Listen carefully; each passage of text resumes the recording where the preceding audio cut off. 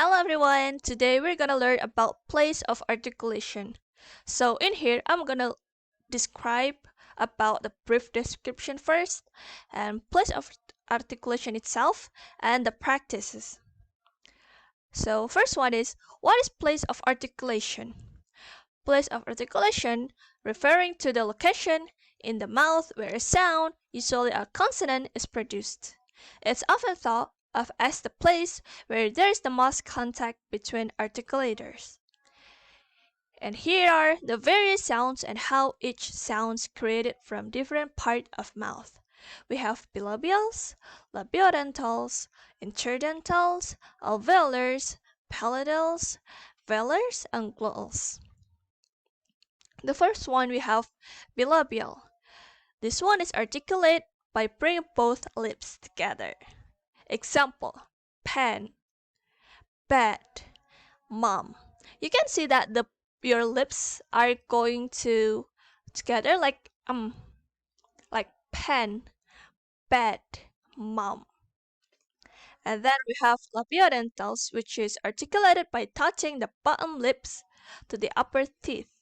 So it's like fall, van, v. It's like the bottom lips touching the upper lips. I mean upper teeth. I'm sorry.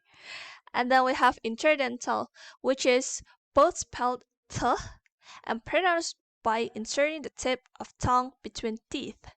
Example: thin, thin, then. You can see that the tip of tongue is between the teeth, right?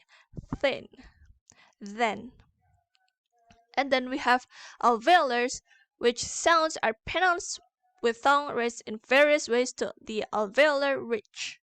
Example: t, t, did, zoo, and no.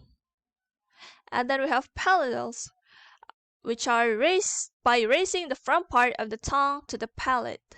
Example: June, chin, vision, vision. And then we have velars, which produce by raising the back of the tongue to the soft palate or velum. Example: God, cat, kid. And the last one will be glottals, which come from the flow of air through the open glottals and pass the tongue and lips as they prepare to pronounce a vowel sound, which always follow each.